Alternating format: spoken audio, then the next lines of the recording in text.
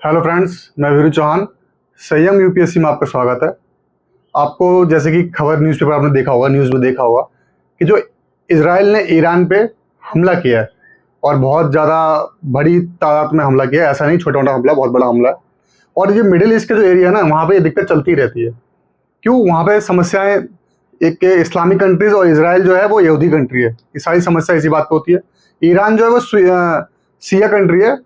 पहले ये अमेरिका और इसराइल के साथ रहता था, और जैसे ही इसराइल का जन्म हुआ उसके बाद यहाँ पे तख्ता पलट हुआ इसराइल ईरान में। पूरे सिनेरियो को देखेंगे कि क्यों दुश्मन बने, ये क्या बात होगी कि जैसी सब परिस्थितियां आई सामने कि एक दूसरे के हमले करने पे आतुर हैं। और आपने देखा हो पिछले साल ईरान का गाजा पट्टी पे हमला, इन सब जगहों पे हमला करता रहते हैं। तो सॉरी, इसराइल ने जो हमला किया है, तो दोनों आपस में हमला एक दूसरे पे करते रहते हैं। तो देखते हैं इसके बारे में पूरा सिनेरियो क्या है। पहले देखते हैं कि हमला कहाँ किया और किस तादाद में किया है। ये मेन चीज़ है कि कितने लेवल पे हमला किया गया है। ठीक है, तो ये देखते हैं, वीडियो को आगे बढ़ाते हैं। बहुत इंपॉर्टेंट वीडियो रहने वाली है और बहुत कुछ जानकारी आपको मिलने वाली है इस वीडियो में। तो ईरान के परमाणु सैन्य ठिकानों पर इसराइल का हमला हुआ है। ईरान को परमाणु बम बनाने से रोकने के लिए इसराइल ने किया हमला। मेन फोकस क्या है कि ये परमाणु बम ना बना पाए। कौन ना बना पाए? ईरान। मेन बात कहना है, ये पाकिस्तान को सॉरी अमेरिका को यही मानना है और इसराइल का भी यही मानना है। मैं रीजन बताऊंगा आपको क्यों ऐसा क्यों है कि परमाणु बम नहीं बनने दिया जा रहा है। देखते हैं इसको। अपनी वर्षों की तैयारी को थोड़ा धुंधला दिखेगा, पर मैं बता रहा हूँ, उसको सुनते रहना आप। अपनी वर्षों की तैयारी को अंजाम देते हुए इसराइल ने शुक्रवार को तड़के ईरान पर बड़ा हवाई हमला किया। इसका नाम कहते हैं राइजिंग लॉयन। ये पूछ सकता है कौन सा हमला है राइजिंग लॉयन। इसको याद थोड़ा कर लेंगे, थोड़ा हमारे लिए सही रहेगा। राइजिंग लॉयन का नाम इस कारण है 200 विमानों के ने ईरान के करीब 100 ठिकानों पर हमला किया है। हमले में ईरान का परमाणु प्रतिष्ठान, मतलब जहां परमाणु पर बन रहा था, ये बनाने की कोशिश कर रहे थे, वहीं पर हमला किया इन्होंने। और कई लोग इनके मारे गए, जो बड़े बड़े अधिकारी थे। 20 बड़े अधिकारी मारे गए हैं। केवल तेहरान में 78 लोग मारे जाने की सूचना है। प्रमुख जनरल, इनके देखो बहुत बड़े बड़े लोग थे, वो देखते कौन कौन है। प्रमुख जनरल मोहम्मद बागेरी, वायुसेना प्रमुख आमिर अली हाजिदार और elite force Islamic revolutionary guard corps के प्रमुख मेजर जनरल हुसैन सलामी मारे गए। सबसे बड़ी बात यह है कि ईरान के हमले में पहले इसराइल के खुफिया संगठन, देखो इसराइल का खुफिया संगठन है वो मोसाद है, जैसे अपना रॉ है। तो मोसाद को बोलते हैं कि बहुत बड़ा, मतलब बहुत गजब का संगठन है। अगर खुफिया की बात की जाए तो, इंटेलिजेंस की बात की जाए तो इसका कोई पार नहीं है। इसलिए ऐसे हमले करते भी रहते हैं और पिन पॉइंट को लेके हमला कर सकते हैं। ये उनकी खासियत है कि अगर किसी 100 मंजिला इमारत में, उनको एक घर में एक खिड़की में उन्हें हमला करना है, तो वहां भी करने की क्षमता रखते हैं। तो ये उनकी कैपेबिलिटी है। इंडिया ने भी सिंदूर में ऐसे करके दिखाया, तो इंडिया की कैपेबिलिटी को देखकर दुनिया दंग रहेगी कि हमने सिंदूर में ऐसा कैसे कर दिया। ईरान के ही गुप्त ठिकाने में कम ऊंचाई वाले ड्रोन छोड़कर उनके हमलों में ईरान के डिफेंस सिस्टम को और मिसाइल लॉन्चिंग सिस्टम को ध्वस्त कर दिया पहले। इसके चलते इजरायली विमानों को उनका क्या खुला आसमान मिल गया कि कहीं से एंटी डिफेंस सिस्टम तो आएगा नहीं, कहीं से मिसाइल आएगी नहीं, कोई भी बम आएंगे नहीं, तो इसलिए वो खुला आसमान में हमले करते रहे। इजरायली हमले के बाद ईरान ने करीब 100 ड्रोन से जवाबी हमला किया, और उसके सभी ड्रोन इजरायली डिफेंस सिस्टम ने देश के सीमा प्रवेश से पहले ही बंद कर दिए। क्या कर दिए? उसको नष्ट नाबूद कर दिए। और बात की जाए तो उसका क्या, कुछ घंटों बाद इजराइल ने अपने नागरिकों को राहत देने के लिए भूमिगत ठिकानों से निकलकर कामकाज करने की सलाह दे दी कि यहाँ जा सकते काम पर हमला झेलना पड़। परमाणु बम बनाने के करीब पहुंच रहे ईरान के लिए प्रतिदिन इजरायली हमले का खतरा बढ़ रहा है। यह हमला इतना भीषण हुआ कि उम्मीद ईरानी नेताओं को नहीं था। राजधानी तेहरान के निवासियों की नींद इजरायली हमलों के साथ खुली और उन्हें धुआं दिखा। ये सब देखते हैं। इजराइल ने हमले में तेहरान, नातांज, ये जो यहाँ पे ना नातांज ये जगह है, ये मेन जगह है जहाँ पे उन्होंने हमला किया है। क्यों? क्योंकि यहाँ पे क्या था, ये बना रहे थे परमाणु बम, यहीं पे बनाए जा रहे थे। तो इस्फान, अराक, तबरेज और करमानशाह में स्थित परमाणु प्रतिष्ठानों में सैन्य ठिकानों में हमला किया, इन जगहों पे। और मेन जो नातांज को किया है। अंतर्राष्ट्रीय परमाणु ऊर्जा एजेंसी के अनुसार क्षेत्र में फिलहाल विकिरण फैलने की सूचना नहीं है। इसराइल के पीएम बेंजामिन नेतन्याहू ने ईरान पर हमले को बेहद सफल बनाया और कहा कि ईरान ने अपना परमाणु कार्यक्रम न रोका तो इस तरह के और हमले होते रहेंगे। ताजा हमले के बाद ईरान के सर्वोच्च नेता अयातुल्लाह अली खोमेनी ने इसराइल को कड़े चेतावनी दी और कहा हम भी ऐसा हमला करेंगे। ये सब बातें जो होती रहती हैं।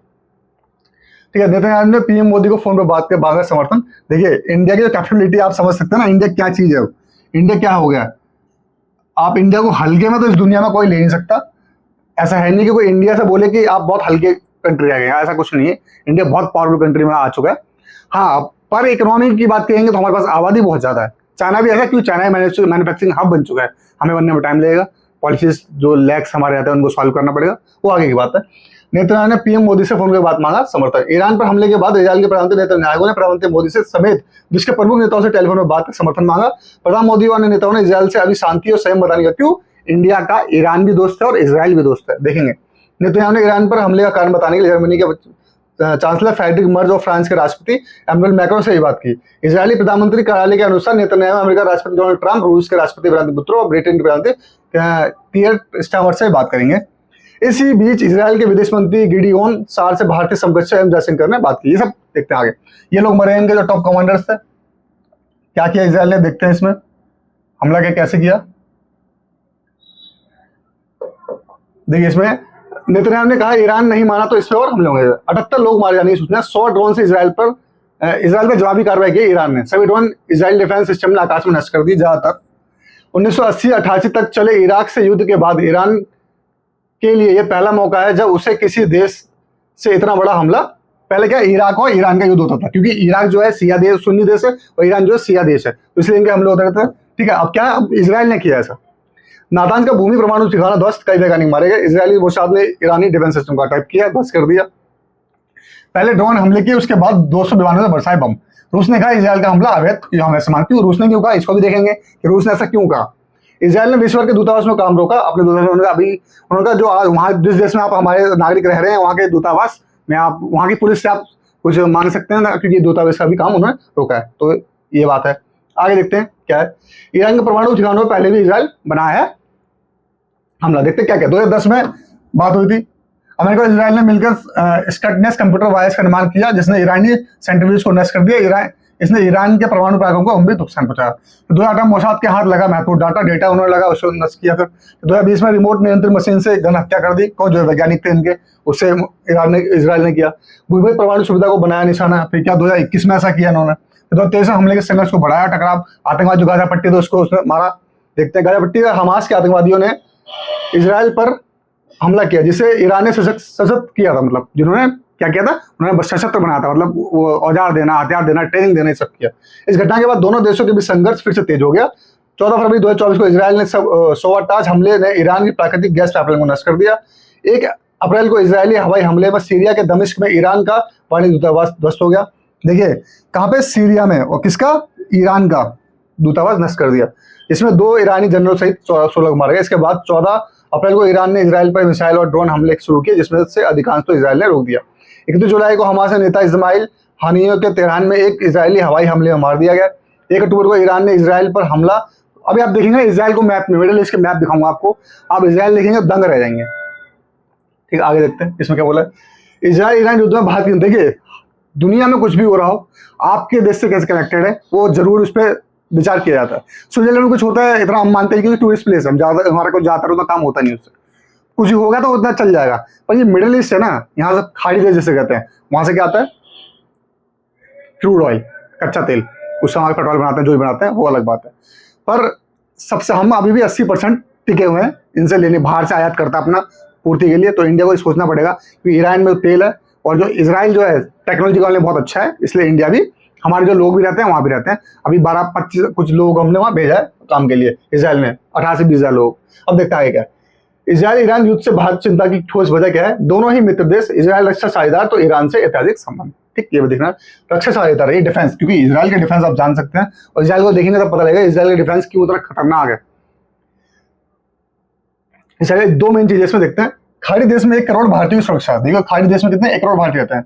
सबसे पहले तो ईरान इजराइल के बीच इस लड़ाई के गंभीर होने की स्थिति में खाड़ी देश में काम करने वाले 90 लाख से 1 करोड़ लोग भारतीय सुरक्षा को लेकर चिंता पैदा हो गई है। इन भारतीयों के पीछे साल ही करीब 45 अरब डॉलर की राशि भेजी थी। क्या होता है जो अपने इंडिया के लिए 45 अरब अपने घर पे जो भेजते हैं, 45 अरब डॉलर राशि भेजी थी। ये बहुत बड़ी राशि होती है जो देश के जरूरतों में अहम भूमिका निभाते हैं। इजराइल में ही कुछ महीनों पहले 12,000 भारतीयों को काम करने के लिए भेजा गया। इजराइल में 18 से 20 हज़ार भारतीय रहते हैं, इनमें कई छात्र हैं। इसी तरह से ईरान में भी 10,000 से ज्यादा भारतीय रहते हैं। इन सभी को सुरक्षा देने के लिए बहुत चिंता है। भारत के बयान में ये बात साफ हो जाती है। ठीक है, ये तो बोला गया। दोनों ही अभी इंडिया के क्या है, मित्र दोस्त हैं। अब दोनों देशों में लड़ाई हो रही है तो इंडिया के लिए बहुत बड़ी समस्या पैदा कर देता है। दोनों सहयोगी किसी को भी चुनना मुश्किल है। भारतीय कूटनीति कूटनीति के लिए बहुत बड़ी मुश्किल की घड़ी है, क्योंकि ऑपरेशन सिंधु के समय इजराइल एकमात्र देश रहा जिसने खुलकर भारत का समर्थन किया। दूसरी तरफ ईरान को भारत खाड़ी क्षेत्र में अपने दीर्घावधि हितों के लिए जरूरी मानते हुए, हमारे हित वहां से जुड़े हुए हैं, क्योंकि वहां से हम कनेक्ट करते हैं मिडिल ईस्ट के लिए। ठीक है, अफगानिस्तान उसका ईरान पड़ता है, क्योंकि पाकिस्तान है, पाकिस्तान से हमारे संबंध अच्छे नहीं है, तो हमारे फिर संबंध किससे अच्छे बनाने में अफगानिस्तान के बाद ईरान आता है, तो हम यहाँ मिडिल ईस्ट जा पाएंगे। अब देखेंगे मैं पूरा अमेरिका के दबाव को दरकिनार कर विदेश मंत्री जयशंकर ने 2024 में तेहरान की यात्रा की। सबसे पहले रक्षा मंत्री राजनाथ सिंह तेहरान गए थे। 2024 में ब्रिक्स शिखर सम्मेलन के दौरान पीएम मोदी ईरान के राष्ट्रपति मसूद पेजेश्कियान से मुलाकात की। देखियो, अमेरिका ने प्रतिबंध लगाया है किस पे, ईरान पे, फिर भी इंडिया ने उसको दरकिनार किया और अपने हितों को देखा, क्योंकि अमेरिका के हित के हिसाब से हम अपने हित नहीं चलाएंगे, क्योंकि डिप्लोमेसी हम स्वतंत्र देश है, हम रिपब्लिक कंट्री है, तो अपनी जो डिप्लोमेसी हमारी अपने हिसाब से होगी। अमेरिका भी हमारा दोस्त है, पर वो ऐसा दोस्त है पीठ पे छुरा घोंपता है, हमेशा से उसका ये काम रहा है। तो वो क्या होगा अगर ऐसे युद्ध चलेंगे तो क्या होगा इंडिया के लिए? इंडिया के लिए देखिए समस्या क्या पैदा होगी। अभी हमारे जो मंत्री हैं उन्होंने क्या कहा, हमले के बाद तेल की कीमतों में 10% उछाल, पुरी ने कहा चिंता की बात नहीं। क्यों, देखते हैं हरदीप सिंह पुरी। इजराइल द्वारा ईरान पर हमला करने की खबर सामने आने के कुछ ही देर बाद बेंचमार्क ब्रेड क्रूड की कीमत में 10% अधिक तेजी दिखी गई, लेकिन फिर इसमें थोड़ी गिरावट आई। ब्रेंट $75 प्रति बैरल के करीब कारोबार कर रहा था, जो गुरुवार के बंद भाव से 5% ज्यादा है। इस बीच पेट्रोलियम मंत्री हरदीप पुरी ने कहा कि चिंता की बात नहीं है, भारत के पास पर्याप्त ऊर्जा आपूर्ति है। अभी उन्होंने कहा कि भारतीय रेल उद्योग के प्रमुखों के साथ ऊर्जा उपलब्धता को लेकर समय समय पर समीक्षा की गई है। हमारे पास आने वाले महीनों के लिए पर्याप्त ऊर्जा आपूर्ति है। अभी पश्चिम एशिया में तनाव में वृद्धि के कारण इजराइल द्वारा ईरान पर हमला के बाद वैश्विक तेल की कीमतों में वृद्धि हुई है। भारत कच्चे तेल की जरूरतों का 85% से ज्यादा और प्राकृतिक गैस की जरूरतों का लगभग आधा हिस्सा आयात करता है। अब आपको पता लगा होगा कितना, 85% किसा कच्चे तेल का। हमारा जो है कच्चे तेल का जो है 85%, और जो प्राकृतिक गैस है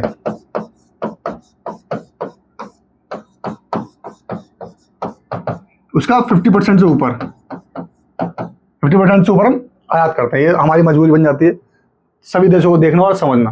ठीक है, इसलिए ये हमें करना पड़ेगा। ठीक है, तो कतर भारत को प्राकृतिक गैस का सबसे बड़ा आपूर्ति करता है। कौन? कतर। ठीक, डीजी शिपिंग ने नाविकों को दी सावधानी बरतने की सलाह। नौवहन महानिदेशालय ने शुक्रवार को ईरानी बंदरगाहों पर परिचालन करने वाले या हॉर्मुज स्ट्रेट से गुजरने वाले सभी भारतीय नाविकों और भारतीय ध्वज वाले जहाजों की सावधानी बरतने की सलाह दी है। इसमें कहा है कि नाविकों को सतर्क रहना चाहिए, अनावश्यक की आवाजाही से बचना चाहिए और स्थानीय सुरक्षा प्रोटोकॉल का पालन करना चाहिए, क्योंकि वहां भी स्टेट ऑफ हॉर्मुज है वो ईरान से होकर जाती है, इसलिए उसको देखा जाएगा। अब देखते क्या है, नातांज संयंत्र ईरान का परमाणु कार्यक्रम का दिल, इसको दिल माना जा रहा है, क्योंकि भाई यहीं पे सारा काम हो रहा है। तो सेंट्रीफ्यूज होता है ना, सेंट्रीफ्यूज क्या होता है मैं बताता हूँ, कि किसी पदार्थ को किसी पदार्थ में चेंज मतलब निकालना, उससे अलग करना, और उसको फिर उस प्योरिटी तक ले जाना, कि 90% तक ले जाने पे आप क्या न्यूक्लियर पावर की वो क्या करते हैं, गेन कर लेते हैं। न्यूक्लियर जो पावर है उसको गेन कर लेते हैं। देखते हैं क्या है, जहां हमला किया फ्यूजल एनरिचमेंट प्लांट, ये कौन सा फ्यूल एनरिचमेंट प्लांट जो है, तो देखते हैं कहां पे है। ठीक, यह भूमिगत फैसिलिटी है, मतलब अंदर भूमि के, इसमें लगभग 50,000 सेंट्रीफ्यूज रखने की क्षमता है। वर्तमान में यह करीब 14,000 सेंट्रीफ्यूज हैं, जिसमें से 11,000 सक्रिय हैं। ये 5% तक की शुद्धता के साथ यूरेनियम संबंध करते हैं। तो 5% साथ क्या करते हैं, पहले क्या करते हैं, यूरेनियम को शुद्ध करते हैं। ठीक है, उसका 90% तक ले जाना पड़ेगा, तब जाके आप परमाणु बम बना सकते हैं। पायलट फ्यूजल एनरिचमेंट प्लांट, पहले क्या था, फ्यूल एनरिचमेंट प्लांट, पहले क्या करना है, 5% तक ले जाना है उसको, इसको यूरेनियम को। उसके बाद पायलट फ्यूल एनरिचमेंट प्लांट, यह जमीन के ऊपर स्थित है, इसमें कुछ 100 सेंट्रीफ्यूज हैं, तो 60% शुद्धता तक यूरेनियम संबंध करते हैं, जो परमाणु हथियार बनाने के लिए जरूरी है। 90% शुद्धता के काफी करीब है, मतलब 60% के बाद 90% तक ले जाना पड़ता है, उसका जरूरी होता है। इसको देखते हुए इजराइल ने नातांज संयंत्र पर, क्योंकि यहीं पे बोला जा रहा है कि ऐसा ही 90% तक पहुंचने वाले थे। भूमिगत क्षेत्र में यूरेनियम संबंध के लिए भूमिगत बहुमंजिला हाल है, यह सेंट्रीफ्यूज, इलेक्ट्रिकल रूम और दूसरे जरूरी इंफ्रास्ट्रक्चर। ये तेहरान की साइट है, ये तेहरान की साइट, ये जो है इंफ्रास्ट्रक्चर, ये जो है ये इंफ्रास्ट्रक्चर है जहाँ पे हमले किए गए, इलेक्ट्रिक ट्रांसफार्मर यहाँ पर रखे गए। जैसे ये इंडिया को मोसाद के पास सब कुछ जानकारी थी, उनकी एजेंसी मैंने बताया आपको कैसे। अब अभी देखते हैं, पहले इसको देखेंगे और थोड़ा इस पर डिटेल में जाएंगे। ठीक है, इतना ही है। सबसे मेन क्या है, हमें देखना है मिडिल ईस्ट। ठीक है, मिडिल ईस्ट, ये मिडिल ईस्ट का मैप है, मिडिल ईस्ट। इसमें हम देखते हैं मिडिल ईस्ट में क्या है। मिडिल ईस्ट को बात करेंगे तो किसका प्रभाव है यहाँ पे, मुस्लिम धर्म का प्रभाव है। ठीक, अब देखते हैं आगे, जो ईरान है, सिया है, ठीक है। बाकी ज़्यादातर जो कंट्री हैं, जो बाकी जो बची हैं मिडिल ईस्ट की कंट्री, बाकी जो है वो सुन्नी है, ठीक। समस्या इनको भी रहती है आपस में, इराक और ईरान में लड़ाई होती रहती है, ठीक, आपने देखा होगा। उसके बाद अब क्या है, जो उसका इजराइल जो है यहूदी कंट्री है। बस ये समस्या है, यही मुस्लिम है, यही मुस्लिम है, ये आपस में बैठेंगे कुछ और काम से, पर ये लड़ेंगे तो ये सबकी लड़ाई हो जाती है जितने मुसलमान देश हैं, ऐसा माना जाता है। पर हर किसी के हित किसी और कंट्री से जुड़े होते हैं, और कोई किसी से प्रभावी होता है, किसी नीतियाँ किसी कंट्री के द्वारा भी नियंत्रित होती हैं, तो ऐसी समस्या बनती है। अब देखते हैं इसमें क्या है पूरी बात। देखिए मिडिल ईस्ट जो है, अब देखते हैं कि सबसे पहले कि इजराइल ने हमला क्यों किया। अगर परमाणु बम बना रहा हो तो समस्या क्या है। तो ये सबसे पहले जो इजराइल जो है ना, यहाँ पे आपको दिख रहा होगा डॉट, ये डॉट ये है, ये इजराइल है, ये इजराइल है।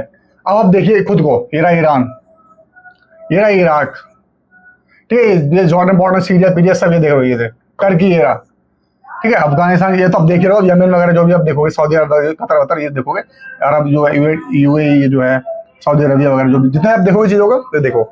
अब ये देखो इसको, ईरान एक पॉइंट में आपको इजराइल सॉरी दिख नहीं रहा होगा, और ये गाजा स्ट्रेट से यहीं पे है, गाजा स्ट्रिप ये रही, ठीक है, यहीं पे उसने कब्जे में किया। इजराइल ऐसा देश है जो यहूदियों का है। बाकी आप देख सकते हैं यहाँ पूरा जो बोलबाला किसका है, मोमडेंस कंट्री का, मुस्लिम कंट्रीज का। और एक ही कंट्री है इजराइल जिसके पास न्यूक्लियर एनर्जी है। बाकी यहाँ पे कोई नहीं ऐसा देश जिसका न्यूक्लियर एनर्जी हो, किसी का, अफगानिस्तान ईरान किसी के पास नहीं है, और ईरान बना रहा है। तो अमेरिका क्या कर रहा है, अमेरिका यहाँ से इसको प्रेशर दे रहा है। तो देखिए अमेरिका और इजराइल के बहुत अच्छे संबंध है, अमेरिका और इजराइल के बहुत अच्छे संबंध है। ये दोनों अब क्या करता है, अमेरिका वहां से किस पे पावर प्रेशर करेगा, इजराइल पे। इजराइल क्या करेगा, इन पर अटैक करेगा, क्योंकि इजराइल और अमेरिका अपने हथियार भी देता है। हालांकि इनके पास टेक्नोलॉजी किसी की कमी नहीं है, बहुत दमदार टेक्नोलॉजी, और छोटा सा देश इन सब की नाक बदम करके बैठा हुआ है। ये पूरा रीजन है यहाँ पे इजराइल का दबदबा चलता है। बाकी सारे देश बैठे हुए हैं। इजराइल का मैप खुद देख सकते हैं, मैप देख सकते हैं कितना बड़ा मैप है, ठीक है। उसका भी ये अफगानिस्तान, ये पाकिस्तान है, ठीक है, पाक है। अब इंडिया का ये मैप, ये देखा, ये जो दिख रहा है ये इंडिया का मैप है, ये वाला ये दिख रहा होगा, ये इंडिया का मैप है, ठीक है। अब क्या दिक्कत है, हमें अगर जाना है तो हम पाकिस्तान, हमारे संबंध बहुत गंदे हैं, बेकार इनसे, ठीक, हम यहीं से जा सकते हैं, बस यहाँ से। जम्मू कश्मीर थोड़ा रास्ता लगता है अफगानिस्तान जाने के लिए, हमें फिर ऐसे जाना पड़ेगा। अगर हमारे संबंध ठीक होते तो हम सीधा ऐसे जाते, ठीक है, ऐसे आते मिडिल ईस्ट जाने के लिए। आपको सोच सकते हैं मिडिल ईस्ट जाने के लिए क्या कर सकते हैं हम, मिडिल ईस्ट जाने के लिए हम क्या कर सकते हैं। देखिए ये इंडिया है, हमारे संबंध अच्छे नहीं है तो हमें क्या है, यहाँ से ऐसे आना पड़ेगा, ठीक। और हमें अगर जाना पड़ेगा, अगर वैसे क्या नाम, अगर हमें संबंध अच्छे हो तो कहीं से भी हम पट ले सकते हैं, मिडिल ईस्ट की तरफ आ जाएंगे। तो हमारी एक ही पॉइंट रहेगा जाने के लिए। यहाँ भी समस्याएं होती रहती हैं, दिक्कतें होती रहती हैं अफगानिस्तान के अंडर में। अब ये क्या है, ये पूरी समस्या है, ये बात है पूरी। इसलिए हमारे पास ईरान को, और सिया देश है, तो सिया लोग इतने कट्टर नहीं माने, इतने सुन्नी माने जाते हैं, तो इससे भी ये बात बनती है। और फिर ये परमाणु बम की बात कर रहा है, परमाणु बम बनाना चाहता है। तो इजराइल का ये कंसर्न है कि ये सारे देश जो मिलके हैं क्या करेंगे, अगर परमाणु एनर्जी को यहाँ पे आ जाएगी तो क्या करेंगे, इसको ये खा जाएंगे, इसके अस्तित्व पे खतरा हो जाएगा, समस्या हो जाएगी। इसलिए ये परमाणु बम इसके पास है, इसलिए डर भी इनके पास रहता है, ठीक। इसलिए यहाँ पे इसलिए लड़ाई होती रहती है क्योंकि इसे परमाणु बम किसी पे नहीं है। अगर किसी भी एक देश से परमाणु बम आ जाएगा तो इजराइल और इसकी लड़ाई होगी नहीं, तो दोनों न्यूक्लियर पावर हो जाएंगे, दोनों एक दूसरे पे हमला कर सकते हैं। मेन बात ये है। तो आपको पूरा किस्सा समझ में आया होगा कि बात पूरी क्या है, क्यों इजराइल ऐसा करता रहता है, क्यों समस्या रहती है। तो इस वीडियो को जो अंत तक देखेगा उसे सब कुछ समझ में आ जाएगा कि इसमें पूरे समस्या क्या है और कैसे कैसे हमला किया और क्यों किया। तो इस वीडियो को साथ करते हैं, तब तक खुश रहिए, स्वस्थ रहिए। जय हिंद, जय भारत।